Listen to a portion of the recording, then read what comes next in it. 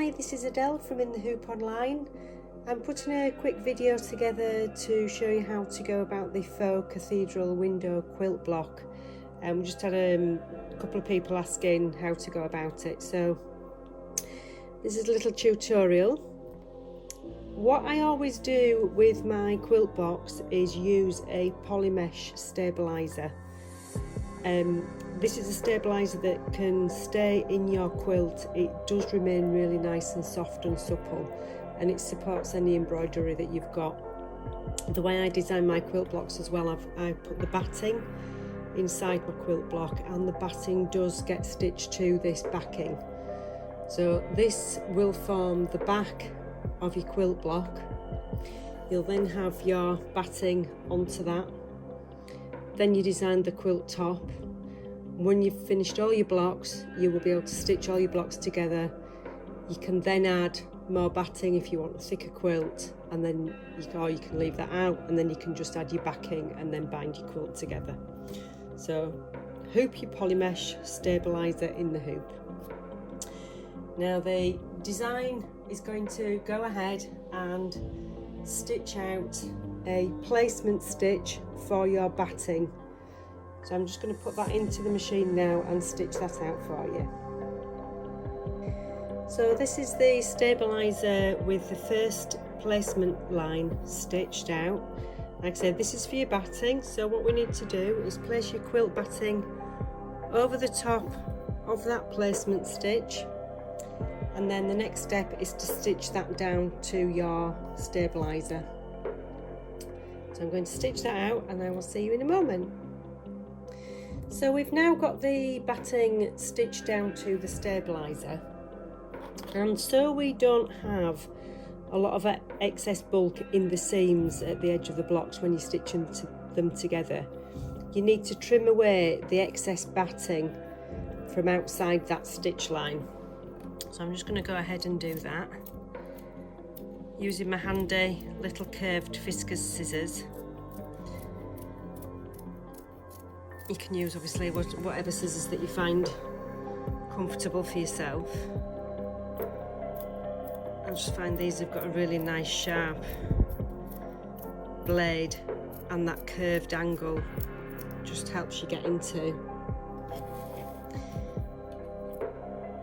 the fabric right up to that seam that you've stitched.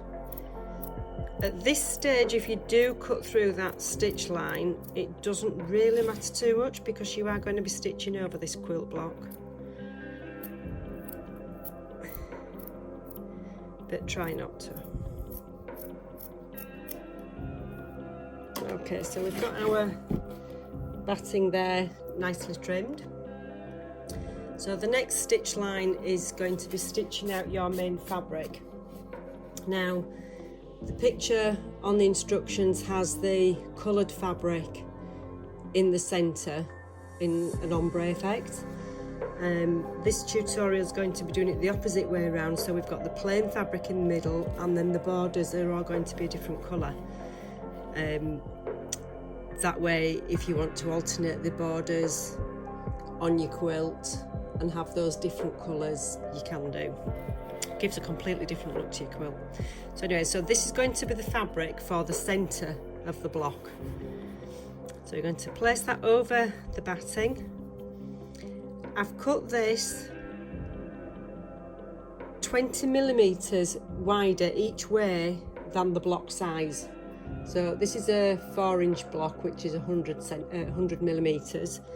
I've cut that 120mm by 120mm. It just gives you a little bit of extra around the sides to play with when you need to cut it out. So place your fabric over the block, and then we're going to go ahead and stitch that down. So now we have the centre piece of the block stitched down. If you are using a plain fabric, which is quite a pale fabric in the centre, this step isn't too much important. I would advise you do it, but it's not essential.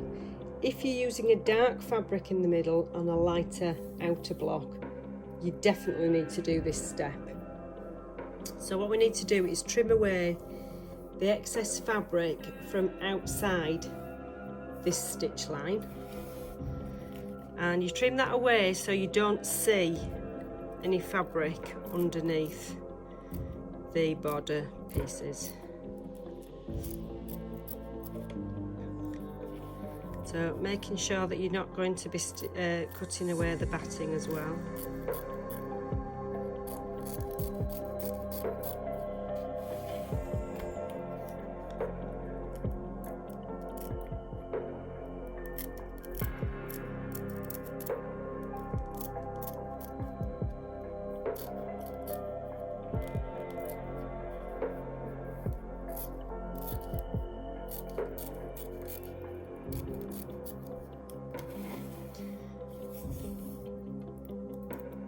Tricky in this hoop for me because it's quite a deep hoop.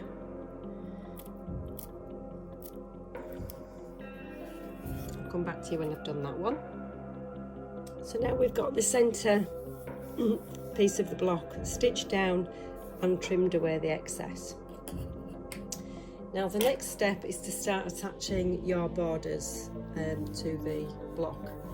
Now I've got 4 different jelly roll strips.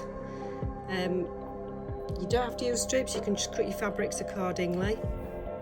What you need to do is make sure that you leave excess fabric outside this block that you've already stitched down. So when you place your fabrics, make sure the edge goes way over the outer edge, because when you've finished your block will finish here on this line here, round about there, but you do need fabric to go into the seam allowance for when you're stitching your blocks together. So the first border that's going to be stitched on is the one at the top. So if you have a look at your machine and see which angle, which side that it's going to be, it will be the top one for the first one. So with right sides up of your fabric, place your fabric over the block. I'm just going to cut that down to make it easier for these hoops, because like I said, these hoops are quite thick, deep. Don't want the fabric to get in the way. So that's the edge of your block. Put your strip further up, so you've got a decent seam allowance. You can trim it away, you can't add it on, so make sure you leave a decent seam allowance. So I'm going to go ahead and stitch that first piece down. Now we've got the border stitched down, you'll see we've got a little crescent shape here. What we need to do is trim away the excess fabric on that curved line only. Do not cut this away from that side, just simply cut this excess fabric away from here. I'll turn that round and I'll start at that side.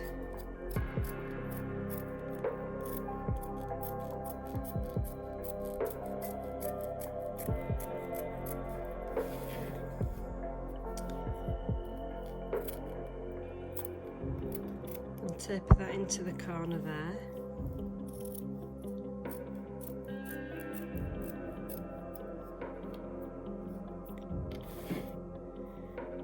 And finish this off at this side.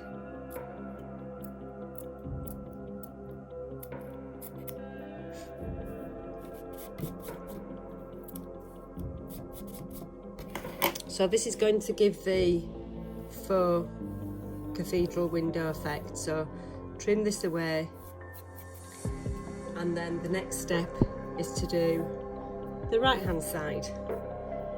So if we take our next fabric, I think I will go for the orange. I'll trim that down.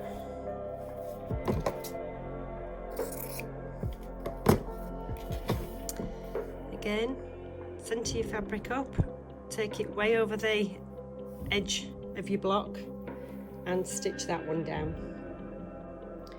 We now stitch the second piece down, and we're going to again trim off the fabric on this curved line only. And that's the second border trimmed away. What we need to do then is continue to do the bottom and then the other side. So I'll come back to you once that's done as well. We now have all the borders stitched down onto your block.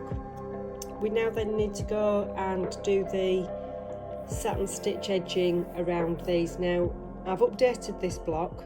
If you've previously purchased the Cathedral windows from me and you want this new version, please contact me with your order details and I will send that happily with you.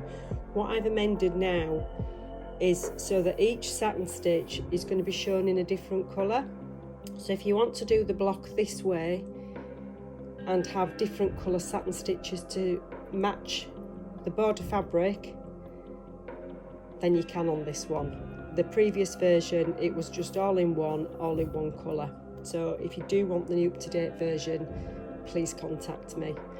The up-to-date version is only now with the satin stitch. It doesn't include the old style, different patterns on the block satin stitching. So I'm going to go ahead and stitch these down and come back to you. And that's the block completed, with each satin stitch border stitching over the edges of your fabrics. So we just need to remove that from the hoop, and then we can trim away the excess fabric from around the edge of the border. So lining up your ruler with the outer stitch line there, you need to trim away the excess fabric, leaving just your seam allowance for the outer of the border. I'm using a 3/8 on this one.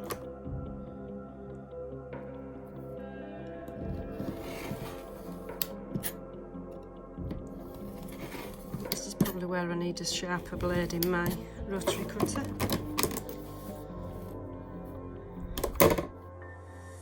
It doesn't matter what seam allowance you use, as long as you use roughly the same for each side of your blocks.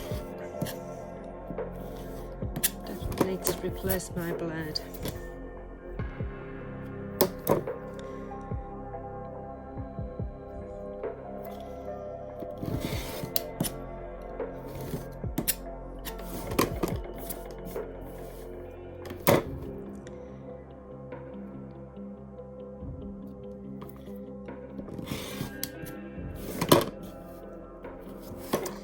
That's your first block completed. When you've got all your blocks together, to stitch them together, we need to place 2 blocks right sides facing, line up the outside stitch line, and then when you stitch them together, your block will be upside down like that when you're stitching them together. Stitch just inside that outside seam allowance, that outside stitch line.